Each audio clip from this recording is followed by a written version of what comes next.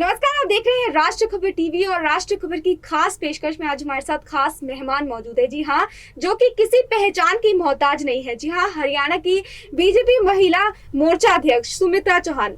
Ma'am, बहुत बहुत स्वागत है आपका राष्ट्र खबर टीवी पे।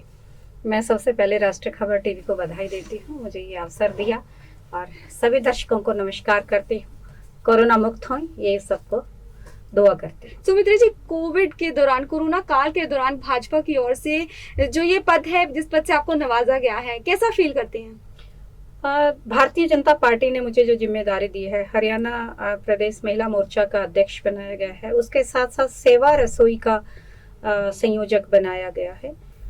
हरियाणा की महिलाएं बहुत जागरूक है, सुरक्षा कवच बनेंगी हरियाणा की महिलाएं अपने परिवार का। जिस तरीके से पालन पोषण महिलाएं अपने घर का करती हैं, चाहे वो पौष्टिक भोजन देकर, कोरोना प्रोटोकॉल्स को समझाकर और बच्चों का ख्याल रखती हैं, हरियाणा प्रदेश महिला मोर्चा ने खास अपनी मुहिम छेड़ी है कि कोरोना को भगाना है, अपने अपने हमने सबने परिवार को बचाना है। जहां कम वहां हम, जहां पर भी लगता है कि भोजन नहीं मिल रहा तो वहां पर हरियाणा महिला मोर्चा पहुंच रहा है, अस्पतालों में जा रहे हैं। खास तौर से मैं आपसे चर्चा करूं तो गुड़गांव में जिस तरीके से हमने शुरू किया, झज्जर में किया, अब तो 22 के 22 जिलों में है। खास तौर से जैसे प्रेग्नेंट वुमेन है, उनको पौष्टिक आहार की जरूरत होती है, उनसे अलग रसोई गार्गी कक्कड़ जी ने शुरू करवाया, सुंदरी खत्री जी वहाँ महिला मोर्चा की अध्यक्ष हैं, उन्होंने करवाया। इसी तरीके से जो बुजुर्ग हैं और उनके परिवार के लोग कोरोना पेशेंट है, तो उनको हम सूखा भोजन भी और सेवा रसोई से भी भेजा जा रहा है 22 के 22 जिलों में। और 90 की 90 विधानसभाओं में माननीय ओम प्रकाश धनखड़ जी के निर्देशानुसार सभी जिलाध्यक्ष, विधायक, पूर्व मंत्री, अभी मंत्री सभी लगे हुए हैं। और आज हरियाणा में करीबन सेवा रसोई से 10 से 15 हजार, कभी 10,000, कभी 12,000, कभी 15,000 लोगों के लिए भोजन पहुंच रहा है और बहुत ही सराहनीय कार्य हो रहा है। सुमित्रा जी, कोविड की बात करें, जो स्थिति है वो काफी गंभीर नजर आ रही है। जो रोजाना मौतें हैं उनका आंकड़ा लगातार बढ़ता ही जा रहा है। लोग काफी परेशान हो रहे हैं।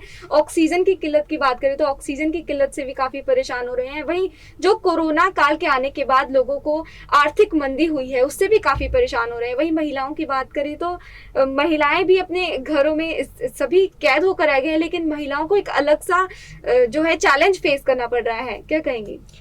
देखो, कोरोना काल जिसमें कहें हम, ये हरियाणा या एक जिला या प्रांत या एक देश की नहीं, ये वैश्विक महामारी है, अत्यंत पीड़ादायक है और सभी के लिए है। कोरोना काल में सबसे पहले तो आज ये वर्ष 2021 तो ये हो गया कि हम अपना जीवन सभी सुरक्षित बचा पाए, ये सबसे बड़ा चैलेंज है। जिस तरीके से आप करें महिलाओं की बात, निश्चित तौर पर इसमें चैलेंजेस सभी के लिए हैं। महामारी के लिए तैयार कोई भी नहीं था, लेकिन हरियाणा सरकार ने उस चैलेंजेस को देखते हुए आज ना तो ऑक्सीजन की कमी है, ना वेंटिलेटर्स की कमी है, ना अस्पताल में अन्य सुविधाओं की कमी है। तो जितना बेहतरी से मनोहर लाल जी की सरकार संभाल सकती थी, उतना अच्छे से हरियाणा में रिकवरी रेट पहले से बढ़ा है। आज किसी भी तरह की कोई कमी नहीं है, बहुत अच्छे इंतजाम हैं और डेली कोरोना के केसेस कम हो रहे हैं। जी, तो वही किसान आंदोलन की बात करें तो हाल ही में जो घटना हुई है हरियाणा के हिसार में, जो लाठीचार्ज किसानों के ऊपर किया गया है, मनोहर लाल खट्टर जी अस्पताल का उद्घाटन करने के लिए वहां पर पहुंचे थे। किस तरह से देखती है उन इंसिडेंट को? क्योंकि हाल ही में कांग्रेस लगातार भाजपा पर हमलावर रही है किसान आंदोलन को लेकर।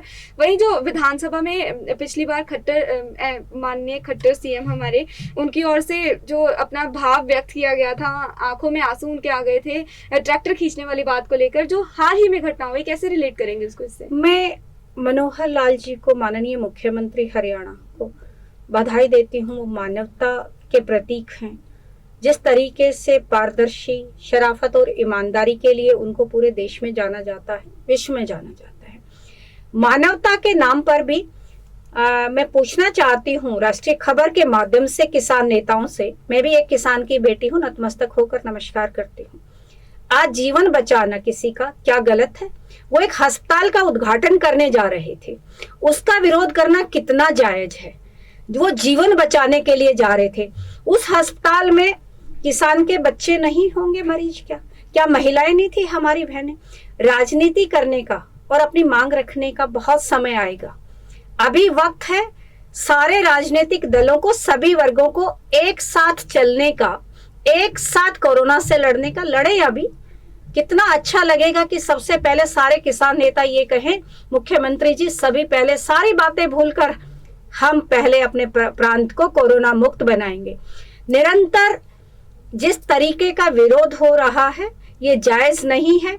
उन चेहरों के पीछे कौन उनको राय दे रहा है, कौन सा दल दे रहा है, वो उन दलों को भी मैं कहना चाहती हूँ आपके माध्यम से, कुछ महीने हरियाणा पे मेहर करो और राजनीति छोड़कर कोरोना को भगाने में आप साथ दो। पर मैम वहाँ पर महिलाओं पर भी लाठीचार्ज किया गया था लगातार। अगर आपने सोशल मीडिया पर तस्वीरें देखी होंगी तो काफी जो लहूलुहान सी स्थिति महिलाओं की वहाँ पर हुई थी। देखो, इस तरह की जब व्यवस्था होती है तो कहीं एक आधा वाकया ऐसा हो जाता है, वो बिल्कुल गलत है।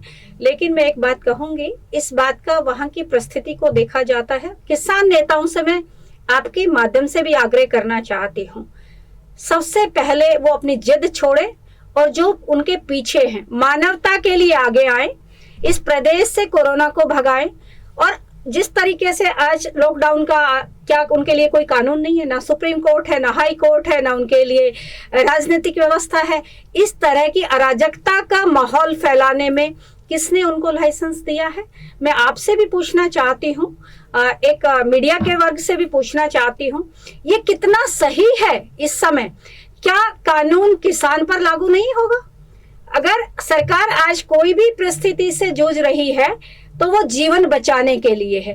जीवन उसमें, उसके ऊपर, जीवन के ऊपर ये नहीं लिखा ये कांग्रेस समर्थित है या भाजपा समर्थित है या किसी और दल से है। हरियाणा के मुख्यमंत्री की, हरियाणा के प्रदेश अध्यक्ष की, भारतीय जनता पार्टी की सबसे पहली जिम्मेदारी हरियाणा के एक एक व्यक्ति का जीवन सुरक्षित रखना है। इसमें हम झोली फैलाकर सभी से सहयोग मांग रहे हैं। आइए हरियाणा को बचाइए, एक साथ चले। यही हमारा एक नारा है, हरियाणा को बचाना है और कोरोना को भगाना है। सुमित्रा जी, कांग्रेस से आप लगातार काफी लंबे अरसे से जुड़ी रही हैं। वहीं कांग्रेस की बात करें तो जो कांग्रेस के बीच में अटकलें जो सामने आती है वो किसी से छिपी नहीं है। भूपेंद्र सिंह हुड्डा की बात करें तो लगातार, कुमारी शैलजा की बात करें तो, अशोक तंवर की बात करें तो लगातार जो उनके बीच में अटकलें पदों के लिए देखने को मिलती है, वही आप क्या कहेंगे इस चीज को लेके? जिस तरीके से आज मैं भारतीय जनता पार्टी की प्रदेश अध्यक्ष महिला मोर्चा की हूँ और कांग्रेस में मैंने बहुत लंबे अरसे तक काम किया है, सरकार में भी किया और संगठन में भी किया है। ये जग जाहिर है, कांग्रेस पार्टी एक दल नहीं, एक दल के अंदर कई दल हैं। कहीं पर भूपेंद्र हुड्डा जी हैं, कहीं पर शैलजा जी हैं, कहीं पर कुलदीप बिश्नोई जी हैं, कहीं पर कैप्टन अजय सिंह हैं, कहीं पर वो मेरे से ना चर्चा करें तो ज्यादा, सब जग जाहिर है। एक पार्टी के अंदर 10 से 12 पार्टियां हैं। व्यक्तिगत वहां पर हैवी है और भारतीय जनता पार्टी संगठन की पार्टी है, राष्ट्र की पार्टी है, राष्ट्र के लोगों की पार्टी है, राष्ट्र के लिए काम करती है। तो इतने साल से क्या खास देखा आपने जो कांग्रेस में इतने साल रहने के बाद आप भाजपा में आई? देखो, जिस तरीके से मैं भारतीय जनता पार्टी में, मैंने 7 सितंबर 2019 को भारतीय जनता पार्टी का कमल थामा था जी। और निष्ठा और समर्पण से थामा था। अपना घर छोड़ना बहुत पीड़ादायक होता है। मैं करीबन 30 साल बड़ी सक्रिय राजनीति में रही और विभिन्न पदों पर रही, सरकार और संगठन में। लेकिन गिरावट कांग्रेस के अंदर जब तक अपने आपके नाम के आगे, पिता के नाम के आगे या दादा के नाम के आगे पूर्व मंत्री नहीं लिखा होता तो आम कार्यकर्ता का आना असंभव सी बात है। वहां परिवार जिसको उठाना चाहे एक ही व्यक्ति हैवी रहता है और धड़ों में बटी हुई पार्टी है। जिस तरीके से गिरावट आती रही वो सबके सामने है। कांग्रेस में ज्योतिरादित्य सिंधिया जैसे लोग और बहुत सारे, एक श्रृंखला आ चुके हैं, एक श्रृंखला आनी, आज G23 की बात है। कांग्रेस पार्टी जिस तरीके से चल रही है ये सभी जानते हैं। स्वार्थहित हैवी हो चुके हैं। G23 की बात कर लिए, खुले मंच पर सारी चीजें सबके सामने हैं। आज कोई दल नहीं रहा और मैंने भारतीय जनता पार्टी में आकर देखा कि ये संगठन की पार्टी है और राष्ट्र के लिए काम करती है। मैं जिस दिन छोड़कर आई थी, मैं पूर्णतः त्याग कर आई थी और मैं भारतीय जनता पार्टी में आज कर्मठता से कटिबद्धता से और समर्पण के साथ काम कर रही हूँ। मुझे बहुत अच्छा लग रहा है, संगठन यहाँ निर्णय लेगा। मैम, जो भी नेता कांग्रेस पार्टी से अपने पैर बाहर निकालता है, लगातार उनकी एक ही स्टेटमेंट रहती है कि जो कांग्रेस है वो सिर्फ परिवारवाद की पार्टी है। ये सही बात है, क्योंकि हमने वहां देखा है, वहां पे निर्णायक एक परिवार है, सिर्फ परिवार और सिर्फ परिवार। व्यक्तिवाद बहुत ज्यादा हैवी है। संगठन की कोई बात कहने, कथनी और करनी में, वह दोनों बातों में बड़ा फर्क है। जो आदमी काम नहीं करता उसको कहीं पर भी बिठा देते, और जो काम करता है उसको कितना भी नीचे गिराया जा सकता है। कांग्रेस पार्टी व्यक्तिवाद की पार्टी है। व्यक्ति को क्या अच्छा लगता है, क्या बुरा लगता है, उस पर निर्धारित है। मैं ज्यादा बात नहीं कहना चाहती, लेकिन मैं करीबन 1.5 से पौने 2 वर्ष मेरे को यहाँ आए हुए हो गया। मुझे ऐसा लगता है भारतीय जनता पार्टी भारत के लोगों की पार्टी और सबकी पार्टी है। यहाँ हर व्यक्ति को लगता है ये तुम्हारी पार्टी है। राष्ट्र के लिए हम काम करते हैं। अब जिस राष्ट्र में हम रहते हैं, क्या हम उसका सम्मान करना कोई गलत है? तो यहाँ पर आकर मुझे एक फर्क समझ में आता है कि कांग्रेस पार्टी और भारतीय जनता पार्टी में क्या, भारतीय जनता पार्टी सही अर्थों में भारत के लोगों के लिए बनी है और भारत के लोगों की ही पार्टी है। मैम, बीजेपी की बात करें तो लगातार इस पार्टी में पद हासिल करने के लिए काफी समय से लोगों को वेटिंग करनी पड़ती है। कार्यकर्ताओं की बात करें तो, या किसी भी पार्टी से अन्य जुड़े किसी भी की बात करें तो, आपको जो पद दिया गया है वो काफी कम समय में दिया गया है, क्या कहेंगी? निर्णय पार्टी खुद करती है, एक्टिविटीज देखती रहती है। ये जो निर्णायक मंडल है, प्रदेश अध्यक्ष ओम प्रकाश धनखड़ जी इस बात का जवाब दे सकते हैं। मैंने कभी भी पार्टी में पद की मांग नहीं की। पार्टी संगठन निर्णय लेता है।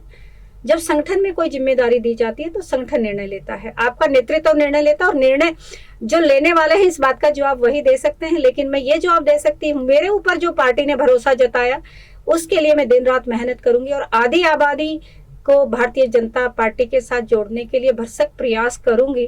क्योंकि बेटी बचाओ बेटी पढ़ाओ यही से शुरू हुआ था। मैं एक महिला हूं, और महिलाओं की जो परिस्थितियां हैं वो भारतीय जनता पार्टी, चाहे शिक्षा के क्षेत्र में हो, चाहे खेलों के क्षेत्र में हो, चाहे आत्मनिर्भर के क्षेत्र में हो, उसके लिए मैं काम करूंगी। महिला आत्मनिर्भर महिला होगी तो आत्मनिर्भर भारत जरूर होगा। महिला की आर्थिक स्थिति, सामाजिक स्थिति और राजनीतिक स्थिति, तीनों के लिए हम प्रयास करेंगे। भारतीय जनता पार्टी तीनों के लिए कटिबद्ध है।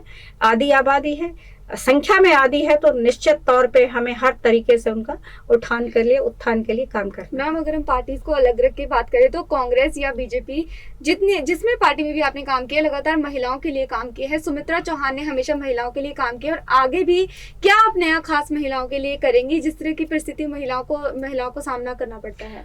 बिल्कुल, आपने सही कहा कि सबसे पहले मैं एक महिला हूँ, एक महिला का दर्द जानने की कोशिश करती हूँ। महिला सबसे पहले, मैं जहां तक समझती हूँ, पहला शिक्षित होनी चाहिए। बेटी अगर पढ़ेगी जी, तो आगे बढ़ेगी। मेरा अपना एक ऑब्जर्वेशन ये है, बेटी पढ़ेगी तो आगे बढ़ेगी। जब शिक्षित हो जाएगी तो वो रोजगार भी मिलेगा, चाहे वो रोजगार में जाए, चाहे वो अपने एम्प्लॉयमेंट जाए, चाहे वो उद्योग में जाए। आर्थिक आधार सबसे मजबूत मैं मानती हूँ किसी भी उत्थान के लिए। जब आर्थिक दृष्टि से कोई भी महिला मजबूत हो जाती है, उसको हमें चाहे स्वरोजगार देकर या कहीं पर भी भागीदारी मजबूत करना होगा। पहली लड़ाई जो हमारी होगी, क्वालिटी एजुकेशन मिले महिलाओं को, और मिल रही है। दूसरी होगी उनको स्वरोजगार मिले, या रोजगार में उनकी आर्थिक स्थिति बहुत मजबूत हो। जब आर्थिक स्थिति मजबूत हो जाएगी तो निश्चित तौर पे सामाजिक मान्यता मिलती है, और सामाजिक मान्यता मिलती है तो राजनीति में भी मजबूत हो सकती हैं। जब हम संख्या में आदी हैं तो हमें, मेरा एक बात और होती है, सम्मान बराबर का मिले, समानता, चाहे शिक्षा हो, चाहे रोजगार हो, चाहे राजनीतिक क्षेत्र है उनमें बराबर मिले, और सुरक्षा। 3 बातें जरूर होनी चाहिए। सम्मान मिलना चाहिए, समानता मिलनी चाहिए, और सुरक्षा मिलनी चाहिए सभी बहनों के लिए, और मिलकर सारी बहनें चलेंगे। हरियाणा भारतीय जनता पार्टी के साथ हरियाणा की महिलाएं कदम से कदम चलेंगी, एक साथ चलेंगी, एक साथ बढ़ेंगी। आप खुद इतने स्ट्रॉन्ग हो, आप खुद इतने बोल्ड हो, इस पद पे आप आए हो, काफी समय से राजनीति में हो। क्या मैसेज देना चाहेंगे उन लड़कियों को जो थक हार कर अपने घर बैठ जाती हैं, अपने सपनों से मुंह मोड़ लेती हैं किन्हीं रीजंस के कारण? मैं हरियाणा की नहीं, पूरी देश की महिलाओं को, बहनों को एक बात कहना चाहती हूँ। आप कोई भी कमजोर नहीं, अपनी ताकत को पहचानो। जितना सोच लेते हैं वो सब कुछ, मेरी डिक्शनरी में, आपकी में, महिला की में असंभव शब्द नहीं होना चाहिए, सब कुछ संभव है। बिल्कुल। चलो मिलकर हम एक साथ चलें, मुट्ठी बंद करके आगे बढ़ें और अपने आप को मजबूत करें। ताकत हम सब में बराबर है, लेकिन हमने सपने संजोने की जरूरत है, और सपने सिर्फ उड़ान भरने के लिए लिए जाते हैं तो निश्चित तौर पे कामयाबी सबको मिलती है। सभी बहनों से एक बात कहना चाहती हूँ, एक दूसरे का सहयोग करके चले, एक साथ मिलकर चले, एक दूसरे को बढ़ाने के लिए चले, तभी हम कामयाब होते हैं। धन्यवाद। तो ये थी हमारे साथ हरियाणा बीजेपी महिला मोर्चा अध्यक्ष। हम और भी बड़े राजनीतिक चेहरों से आपको रूबरू करवाते रहेंगे। राष्ट्रीय खबर पे बने रहिए हमारे साथ।